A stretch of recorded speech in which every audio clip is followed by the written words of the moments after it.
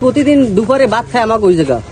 আজকে দুপুরে যায় নাই, তার যায় নাই কে হইয়া সাগরিয়া দেখি ডালইয়া ঘুরে।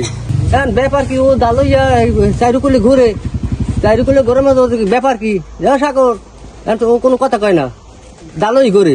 এখন মোরা আইতে পারতেছি না আইতে পারতেছে, মুই দৌড়াইয়া যাইয়া এই চাষি আছে এই জাল হেরে, আর ওই হেরে যাইয়া মাইয়ারে বলাইছি বকুলের যে বকুল ব্যাপার তো বেশি ভালো না, মুখ তো ডালই দাবরায় যে ঘরের ওদিক যাই দে না, ব্যাপার কি উনি ভাত খায় ওই জায়গা দুপুরে রোদ্দুরে বইয়া। এখন মোরা এখন ও হচ্ছে ডালাই এখন ঘরে খাই কে দিয়ে এদিকে বলে গেছি চাষি রে, চাষি আমি আমের ছাড়া ও জায়গা যাওয়া যাবে না।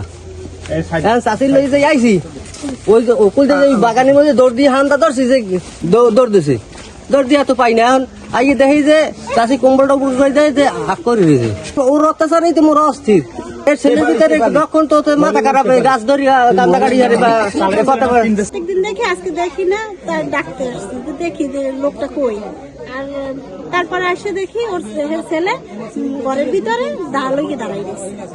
আমি আবার কই কি যে দাঁড়াই রইল লোকটা, আমি ওর দরজা জানলা টাক দিছি পরে আমি দেখি দাওলাই যে দাঁড়ানো, আমি সরিয়ে গেছি, সরে যাই আর চাচা চাচি এরা ডাকিয়ে আনছি, চাচতো বোন ডাকিয়ে এনে তারপর ঘরের ভিতরে আমি ঢুকছি। আর ওরা এই দেখি আর নাই, ওই কাকিরে নিয়ে আসছে পরে ওই খুলছে, খুলে দেখে ওই মানে মুখটা উঠেই দেখে যে মারা গেছে। ওটা হয়তো ফাঁস হয়তো দেখছে, এইভাবে কিছু একটা হবে। আর আমাকে দাঁড়াইছে, তারপরে আমরা ওপারে পরে ওই চাচা চাচিরে ডাকতেছি। 3:30টার দিকে সংবাদ পাইছে ওই যে গাফপান ওই বৈদ্যরাপুর সেকেন্ডস্থ এক বয়স্ক মহিলা লাশ ঘরে আছে। আমরা তাৎক্ষণিকভাবে ঘটনাস্থলে উপস্থিত হয়েছি। বৃদ্ধ মহিলা কিভাবে মৃত্যুবরণ করেছে আমরা সুরতালপূর্বক পোস্টমর্টমের জন্য প্রেরণ করব। পোস্টমর্টম রিপোর্ট পাইলে আমরা আইনগত ব্যবস্থা নেব, আইনগত ব্যবস্থা প্রক্রিয়া দিন। প্রাথমিকভাবে স্থানীয় লোকজন জানায় বৃদ্ধ মহিলার এক ছেলে আছে মাদকাসক্ত।